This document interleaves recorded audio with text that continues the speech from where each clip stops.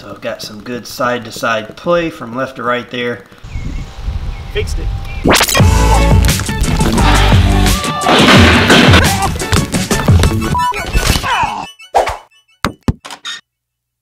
Alright, welcome back, party people. Today we're going to take a look at the pedals on my 2019 Santa Cruz Bronson V3 because I've got some side-to-side play on the right-hand side pedal and I'm not sure exactly what it is. These are the OneUp composite pedals, which by far are my most favorite pedals. I have two sets of these pedals. I have a set on my dirt jumper and I have a set on the trail bike that I ride a lot.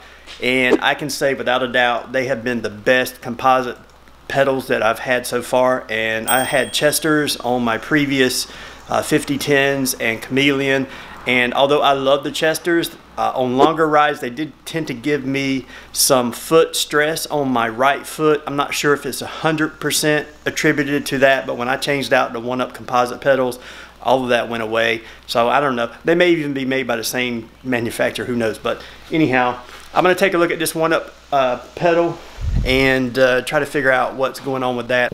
So I've got some good side-to-side play from left to right there, and you wouldn't think that mattered a lot, but on my last ride it was really bothering me. So I don't know what the problem is. The pedal still spins freely, so I'm going to take it apart today and see what we have there. The one thing I do know is that these pedals do have a bearing rebuild kit that you can order.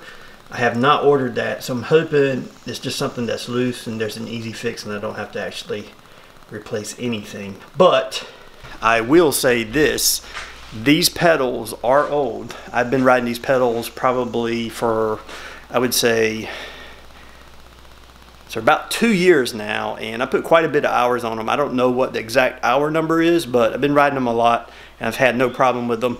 And I do have the same pedals on the dirt jumper and those have no problem whatsoever. Alright, so let's put this bike on the stand, see what we have.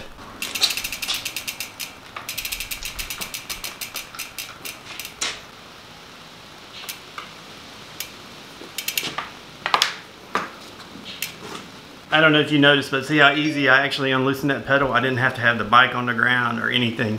And that's the way pedals should be put on. You don't need to tighten them super tight, just kind of hand tight and then maybe 1/8 of a turn more. Don't forget the way you loosen and tighten based on whether you're on the drive side or the non-drive side. So on the drive side, which means this side that has all the drivetrain components like your cassette, your chain rings, your derailleur, and all the necessary cabling to do that. This is the drive side, which on this bike is the right hand side, and on most bikes it's the right hand side.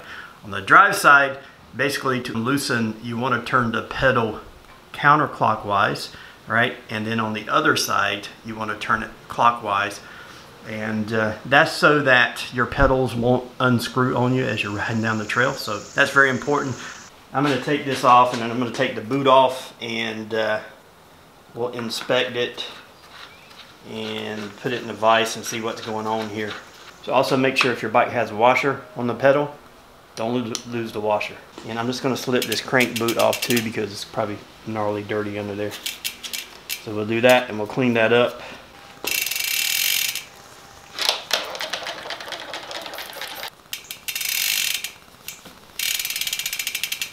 Just using some isopropyl alcohol here to clean everything up and get the old gunk off.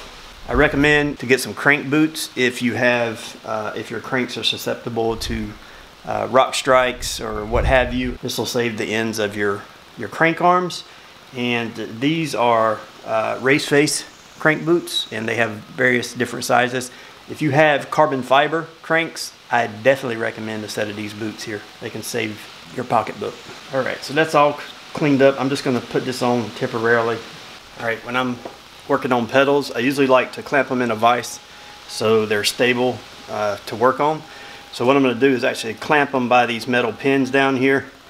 There's usually 3 pins and 2 pins that line up on the other side, so I'll just put these in aluminum soft jaws and I'll clamp down lightly. That way I have access to the axle nuts on both sides, and I can clean it up and do an inspection and see what's wrong. So I'm gonna put these, and sometimes I like to put it in at a slight angle.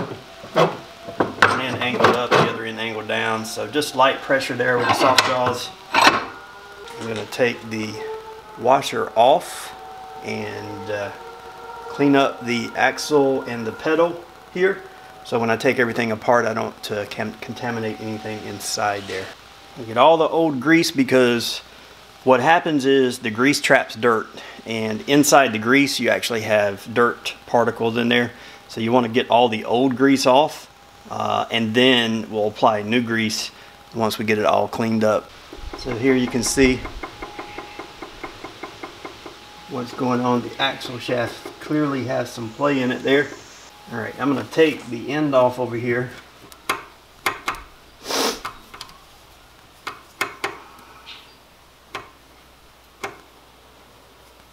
Pretty clean. I'm just going to give it a good wipe down. So that's basically the end cap, and as you can see there's another hex bolt inside, and we'll check and see if that's tight, and if it is, we'll take it apart.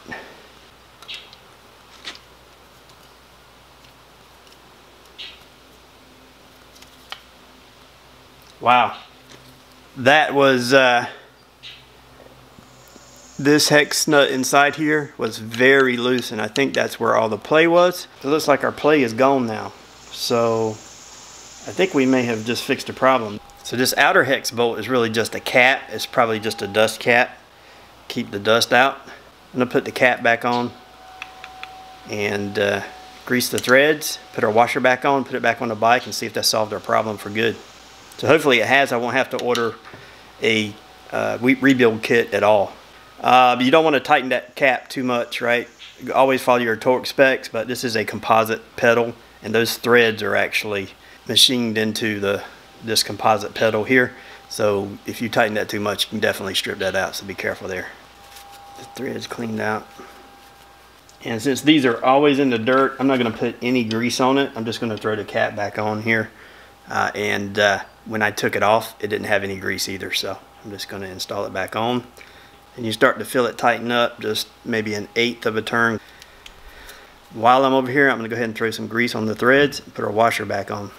I like Park Tool grease, Polylube grease, just as much as the next person, but I like this clear synthetic grease even better. It's just a tad bit thicker, so don't put too much on it. It just takes a little bit, and with the heat and the friction of the pedals moving and just temperature in general, this stuff will thin up just a little bit, but I really like this type of grease. A small amount right here on the threads, and I'm going to use some of that to grease the washer as well, and the inside of the crank. I've already cleaned the boot and the crank, and we left a little blob of grease on the end of our pedal here. I'm just going to take my finger and smear off the excess, and smear some on the face here where the washer seats into the crank, and ever so lightly inside the threads there. Alright, let's put this back on. Just remember that when you're going to thread this on, that you need to thread it going on the drive side here. You need to tighten it going clockwise. Alright, so toward the front of the bike. So you always want to turn the pedal toward the front of the bike, and we're just going to tighten it up. And when we get to a point where it feels tight like that, we're going to turn my hex wrench around. I'm just going to give it a slight 1/8 of a turn, maybe 1/10 of a turn, and that's as tight as you need your pedals. And so let's zoom in here and see all of our play is now gone. So I think we actually fixed our problem by tightening the internal hex nut inside the pedal.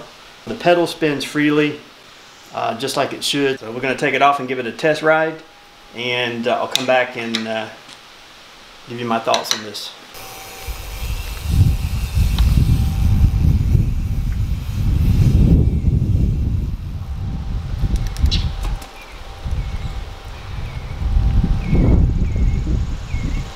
Fixed it.